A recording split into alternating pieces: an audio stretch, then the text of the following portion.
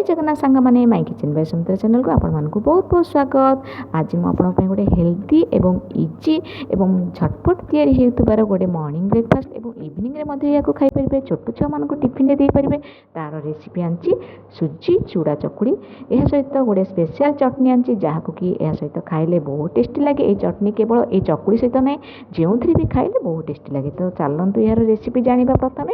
तो प्रथम देखु वीडियो को स्किप न करी आरंभ शेष पर्यटन देखु गोटे बाउल नहीं तो से दे दीजिए गोटे कप सुजी आम जो कप्रे नहीं से कप्रे मापिकी गोटे कप चूड़ा अध घंटा है भिजे देती।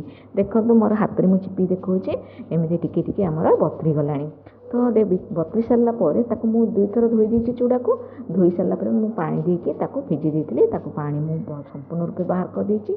एवं आम गोटे कप सुजी जो नहीं से गोटे कप चूड़ा बतरी देदेबा दे सारापर से गोटे कप पानी देदेबा पानी देकी आम स्पून साहाय्य बहुत ही भल भाव में मिक्स करदे जमीक आम चूड़ा और सुजी बहुत ही भल भाव में मिक्स हो। तो देखो ये भाव में स्पून साहाय्य मुझे मिक्स कर दूसरी ऊपर तल करके। तो देखो मिक्स कलापर आम कौन करवा ग्राइंडर जार नवा से आम कौन करवा ना चूड़ा सुजी जो आम मिक्स कले आम एथर देदेबा। तो देखो मुझे जार में दे सारापर से आम देदेबा हाफ कप पानी देकी आम बहुत ही भल भाव में फाइन पेस्ट गोटे प्रस्तुत करदे जमीक तार माने गोटा गोटा होगी चूड़ा रही आम तो भिजी देते तो रही चान्स ना।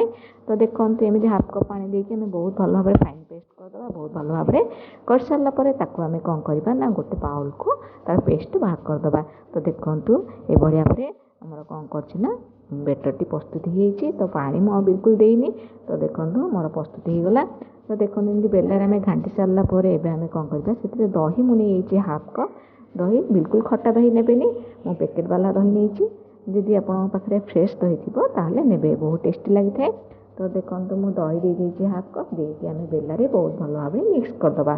तापर आम किसी भेजिटेबल नहीं भेजिटेबल भितर मुझे गाजर नहीं बीट नहीं टमाटो नहीं पियाज नहीं आपण पाखे कैप्सिकम थी नहीं पारे तापर स्वीट कॉर्न थी नहीं पारे नहीं आम कौन करवा प्रस्तुत करवा। तो देखो मुझे गाजर बीट को भल भाव में धोई देती गाजर गोटे नहीं हाफ नहीं बीट यह भल भाव में धोईकी चांचिकी मुझे कौन कर कदुकस कर देती। तो प्रथम आम बीट देदेबा बेटर रे बीट दे सारापर कदुकस कर देती बीट दे सारापर से आम देदेबा टमाटो मुझे 3-4टी नहीं छोट छोट कर काटी देती टमाटो दे सारापर से आम देदेबा गाजर कदुकस कर रखते देदेबा दे सारापर पियाज को आम कौन करवा ना एवं देदेबा पियाज देदेले गाजर देदेले दे सारापर से कंचा लंका मुझे देखो छोट छोट कर काटी देती कंचा लंका 4-5टी नहीं।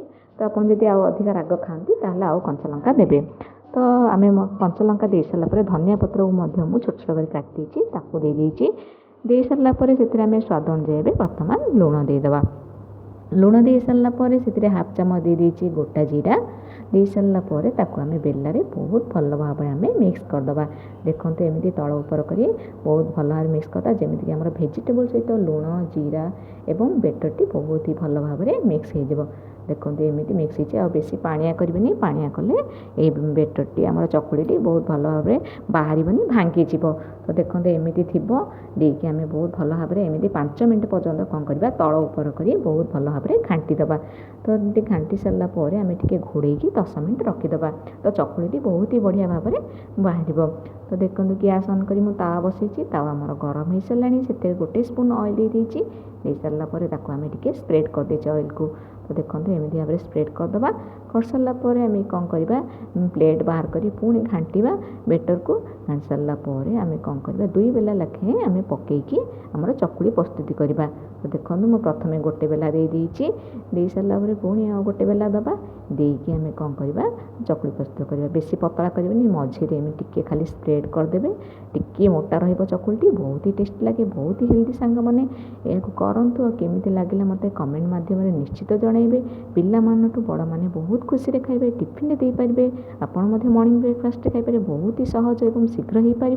जदि भिडियोटी भल लगे निश्चित रूप लाइक करेंगे सांगसाथी मानक सेयार करेंगे जदि मो चैनल ए पर्यटन क्यों मैंने नुआ अच्छा सब्सक्राइब करेंगे सब्सक्राइब बटन पाखे छोट बेल ଆଇକନ୍କୁ ପ୍ରେସ୍ କରିବେ, ଯାହାଦ୍ୱାରା ଆମର ସବୁ ନୂଆ ଭିଡ଼ିଓର ନୋଟିଫିକେସନ୍ ଆପଣଙ୍କ ପାଖରେ ସର୍ବପ୍ରଥମେ ପହଞ୍ଚିପାରିବ। ଦେଖନ୍ତୁ ମୁଁ ଓଲଟେଇ ଦେଇଛି ଚକୁଳି, ଏପଟ ସେପଟ କରିକି ମୋର ଚକୁଳି ପ୍ରସ୍ତୁତି ହେଇଯାଇଛି। ଏଭଳି ଭାବରେ ମୁଁ ସବୁତକ ଚକୁଳି ପ୍ରସ୍ତୁତି କରିଦେଇଛି। ତ ଚାଲନ୍ତୁ ତାହେଲେ ଚଟଣି ପ୍ରସ୍ତୁତ କରିବା।